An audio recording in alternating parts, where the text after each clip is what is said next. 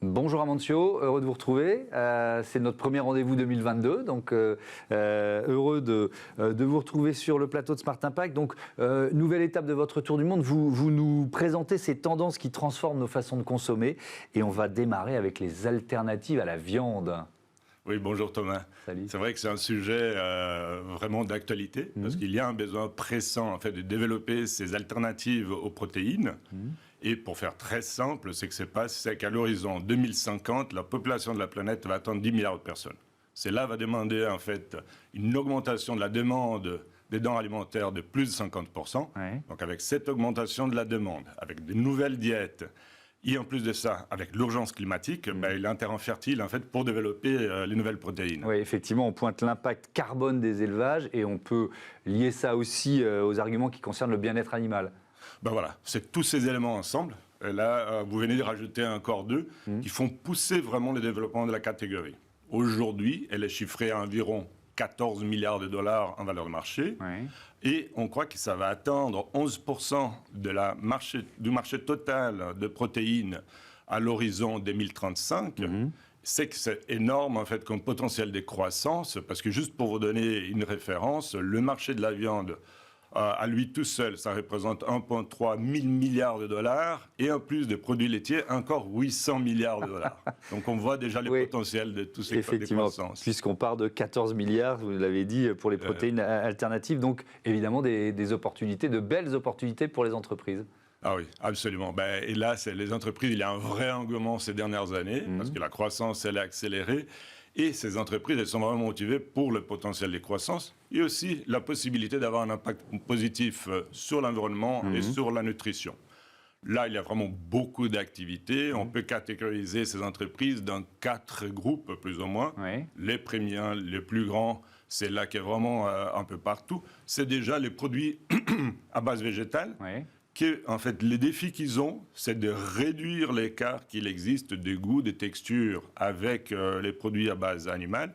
Et là, nous avons discuté récemment, par exemple, les startups suédoises Oatly, qui fait des produits qui peuvent passer au remplacement du lait. Et aussi dans la viande, là, il y a une multitude de recettes, des entreprises.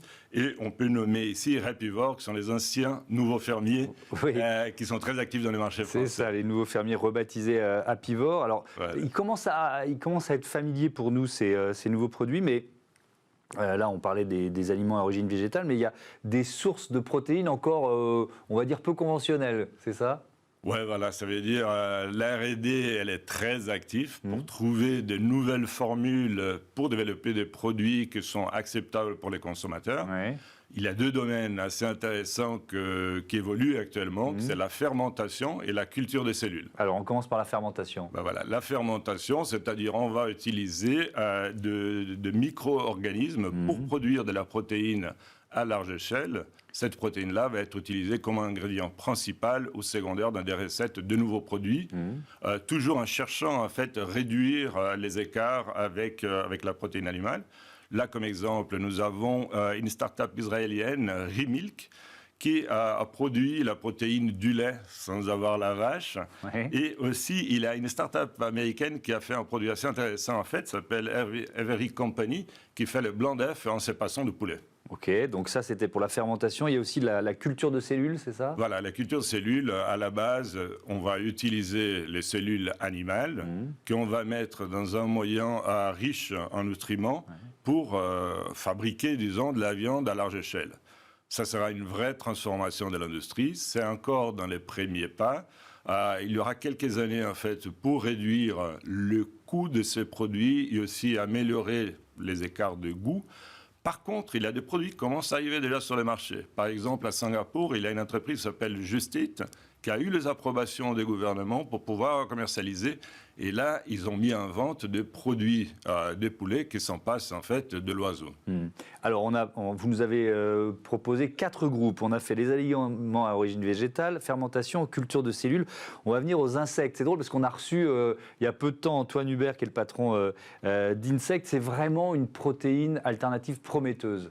Ouais, vous êtes vraiment à la pointe de tout ce qui touche l'impact, Thomas. Oui. C'est exactement ça que j'allais mentionner, les insectes, parce qu'il y a vraiment une capacité, une qualité nutritionnelle très élevée, avec une bonne absorption des organismes aussi.